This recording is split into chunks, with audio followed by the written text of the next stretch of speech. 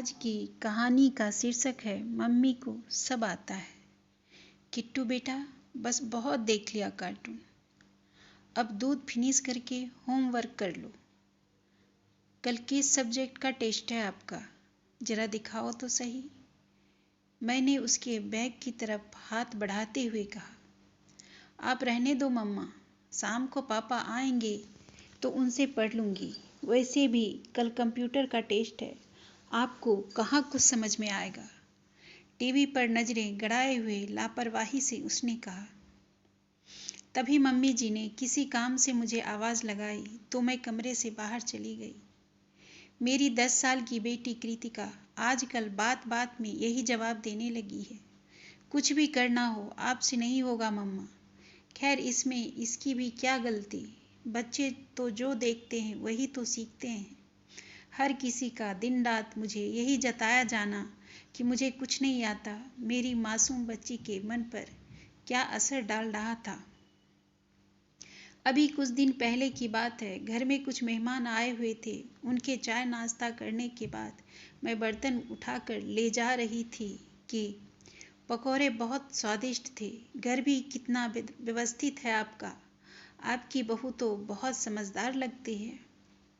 अरे बहन जी, इसमें समझदारी वाली बात कौन सी है? सारे दिन घर में रहती है, खाना भी नहीं बनाएगी क्या? घर का सारा काम करने के लिए तो वैसे भी काम वाली आती है। समझदार तो आपकी बहू है, घर भी संभालती है और नौकरी भी करती है।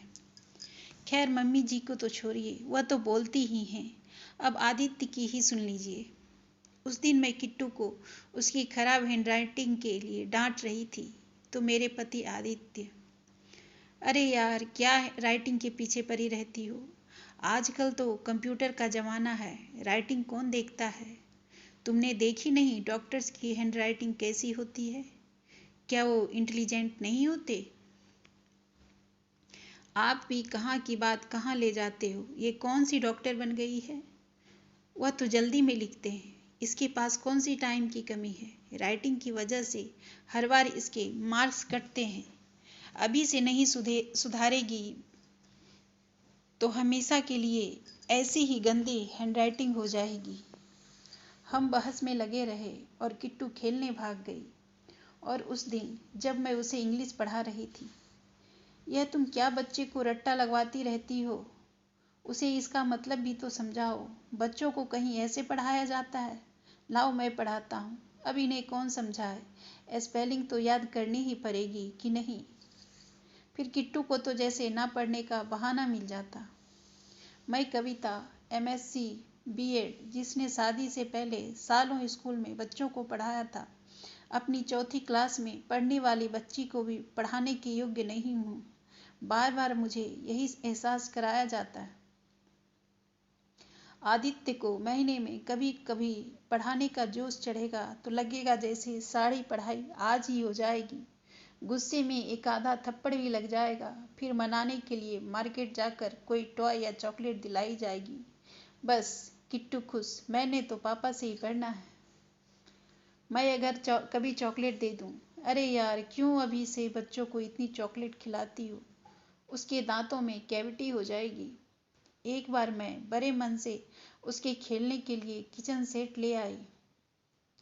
तुम भी ना कविता, बच्ची को बिल्कुल अपने जैसा बनाना चाहती हो। मेरी बच्ची तुम्हारी तरह यह खाना वाना नहीं बनाएगी, वह तो पढ़ लिख कर बड़ी अफसर बनेगी।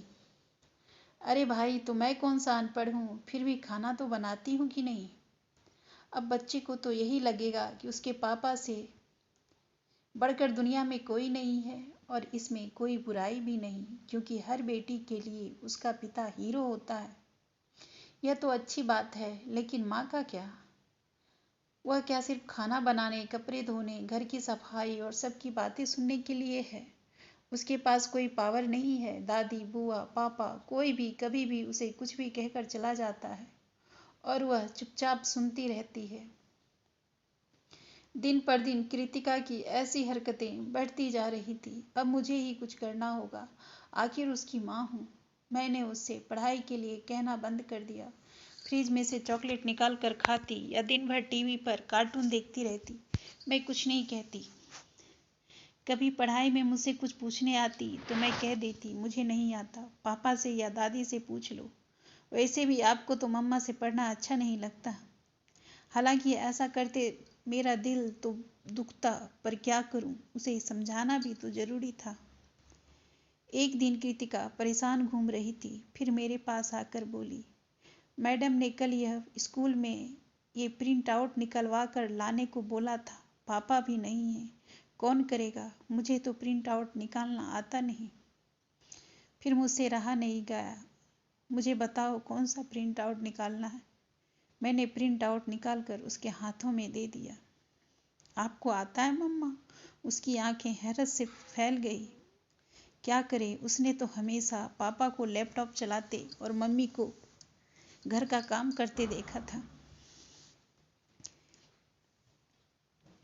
स्कूल से लौट कर आई तो अपनी बॉर्बी डॉल का नया लहंगा देखकर खुश हो गई। मैंने उसकी कई दिन से खराब पड़ा वीडियो गेम भी ठीक कर दिया था। खाना खाने के बाद अपनी फेवरेट चॉकलेट ब्राउनी खाकर तो मुझसे लिपट गई। शाम को चाय लेकर आदित्य के कमरे में गई तो वहीं खेलती कृतिका बोली, मम्मा देखो ये गेम मुझसे मेरे बर्थडे पर मिला था, पर यह असेंबल कैसे होगा। मैं उस पर लिखे निर्देश देखने ही जा रही थी कि मैं संडे को कर दूंगा बेटा, मम्मा को क्या पता, उसे अभी खाना बनाना है।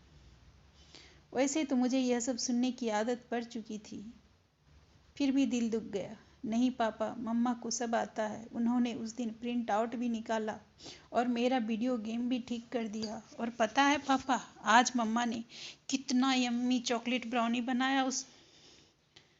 उस दिन आपने मार्केट में खिलाया था, उससे भी टेस्टी। अब से मैं अपनी मम्मा से ही पढ़ा करूंगी। आज क्लास में मैम ने मेरी राइटिंग की भी तारीफ की। My mama is the best. मेरे गले से लग गई हो। पता नहीं वह आज मुझे खुश करने के लिए कह रही थी या सचमुच। जो भी हो, लेकिन उसने सबको बता दिया कि मेरी मम्मा किसी से कम नहीं है। वो सब कुछ कर सकती है और मैं तो बस यही चाहती थी कि वह अपनी मम्मा को किसी से कमतर ना समझे।